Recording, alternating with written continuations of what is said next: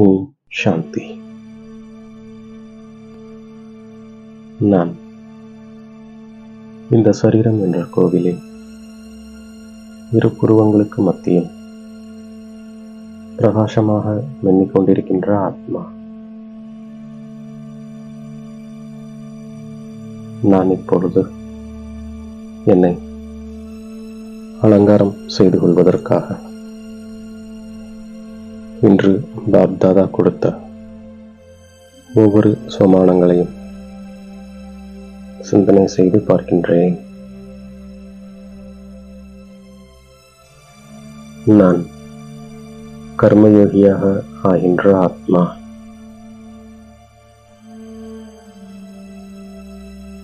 நான் தந்தை மூலமாக பந்தனங்களிலிருந்து விடுபடுகின்ற ஆத்மா. நான் பகவான் மூலமாக கதி சத்கதியை அடைகின்ற ஆத்மா.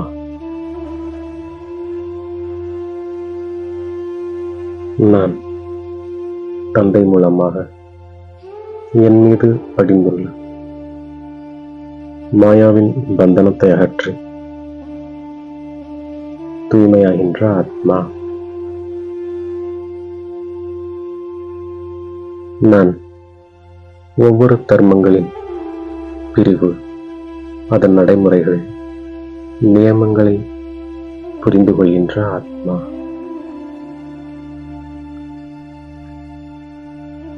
தந்தை உலகத்தை படைப்பவர். ஹெவன்லி காட்ஃபாதர் ஆவார். நான் கடவுள் வந்து சொல்கின்ற அனைத்து விஷயங்களின் உண்மையை புரிந்து கொள்கின்ற ஆத்மா. இறைவன் ஞானத்தின் கடல், ஆனந்தத்தின் கடலாக இருக்கின்றார்.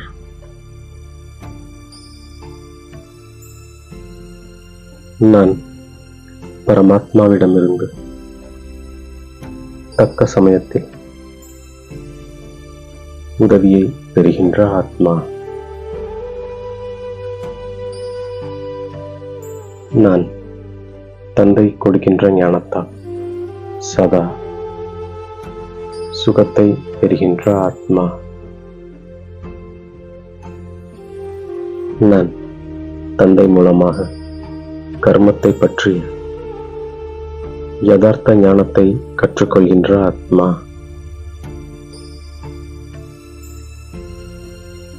நான் கர்மங்களை பவித்திரமாக ஆக்குகின்ற ஆத்மா. நான் தவறான சச்சரவுகளிலிருந்து தந்தை மூலமாக விடுபடுகின்ற ஆத்மா.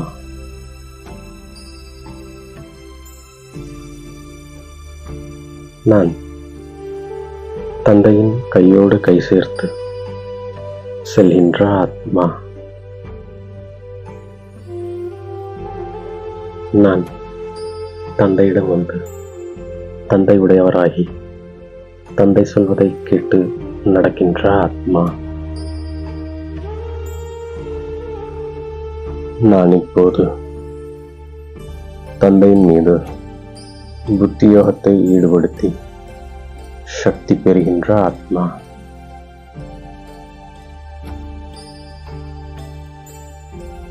நான் இப்பொழுது புத்தியை திறந்து சமயத்தின் முழு நன்மையையும் பெறுகின்ற ஆத்மா.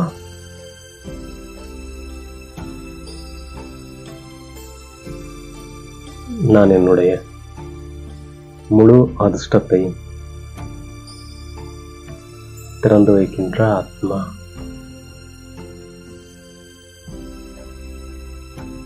நான் சங்கதோஷத்திலிருந்து விலகி பாதுகாப்பாக இருக்கின்ற ஆத்மா. நான் யோகம் என்ற கவசத்தையும் ஞானம் என்ற வாளையும் வைத்திருக்கின்ற ஆத்மா.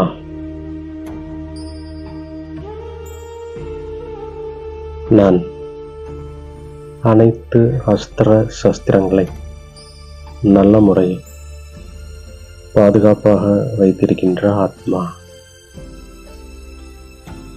நான் அனைத்து விஷயங்களையும் கவனத்தில் வைத்து என்னை பாதுகாப்பாக வைத்துக் கொள்கின்ற ஆத்மா. நான் அனைத்து செலவுகளையும் மற்றவர்களின் நன்மைக்காகவே பயன்படுத்துகின்ற ஆத்மா.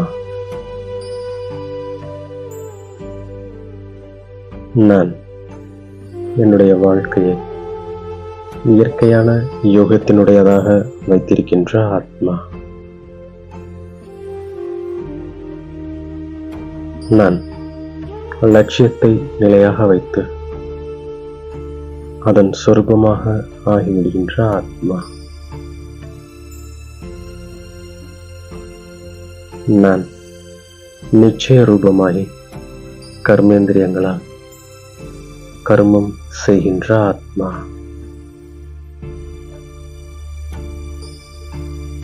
நான் ஸ்தூல கர்மேந்திரியங்கள் எந்த காரியத்தையும் செய்து கொண்டிருந்தாலும் என்னை சுகஸ்வரூப அவஸ்தாவில் மூழ்கியவனாக இருக்கின்ற ஆத்மா. நான் என்னுடைய முகத்தின் மூலம் சதா சுகஸ்வரூப ரமணிகரத்தை வெளிப்படுத்துகின்ற ஆத்மா.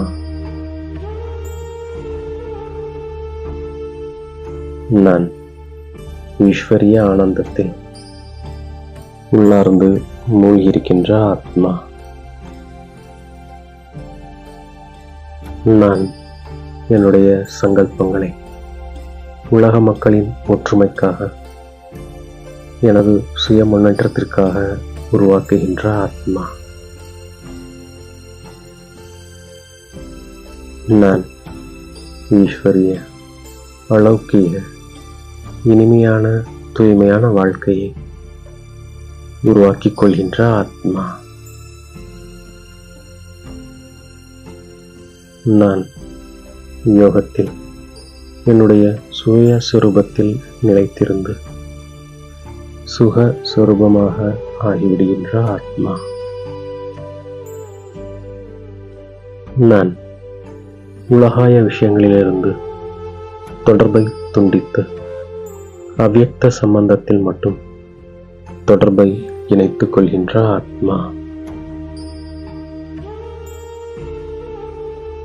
நான் பாப்தாதாவின் துணை மூலம் மாயாவை தூரத்திலிருந்து மூர்ச்சையடைய செய்யக்கூடிய மாயாஜித் ஜஹத்ஜித் ஆத்மா. நான் உங்களுடனே உண்பேன், உங்களுடனே அமர்வேன், உங்களுடனே ஆன்மாவை மகிழ்விப்பேன் என்று நான் உறுதிமொழி செய்திருக்கின்ற ஆத்மா. நான் துணை வரை சதா துணையாக வைத்துக் கொள்கின்ற ஆத்மா. நான் தந்தையின் சந்திப்பில் மூழ்கியிருப்பதன் மூலம் மாயாவை வென்றவனாக, உலகை வென்றவனாக ஆகிவிடுகின்ற ஆத்மா. நான் என்னுடைய உயர்ந்த உள்ளுணர்வு மூலம் உலகியல் வாழ்வின் சூழ்நிலைகளை மாற்றிவிடுகின்ற ஆத்மா. நான் சதா மகிழ்ச்சியாக இருந்து என்னுடைய சுபாவத்தை சரளமானதாக ஆக்கிக்கொண்டு சகிப்புத்தன்மை உடையவனாக இருக்கின்ற ஆத்மா.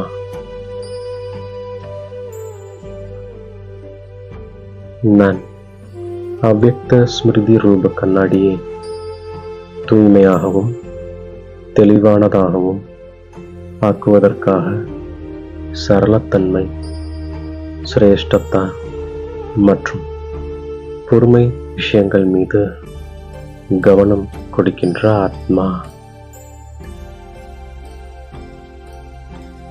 நான் சாதாரண தன்மையை உயர்ந்ததாக மாற்றிவிடுகின்ற ஆத்மா.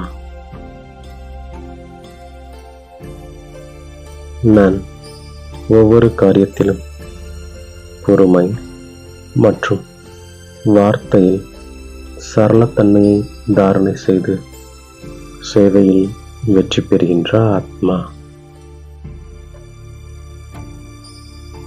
இவ்வாறாக பாப்தாதா கொடுத்த ஒவ்வொரு சமானங்களையும் நான் ஒவ்வொரு காரியத்திற்கேற்ப பயன்படுத்தி வெற்றி மூர்த்தியாக ஆகின்றேன். மேலும் தாயும் தந்தையும் ஆகிய பாப்தாதாவிற்கு என்னுடைய கோடான கோடி நன்றியை மனதார சமர்ப்பிக்கின்றேன். ஓம் சாந்தி.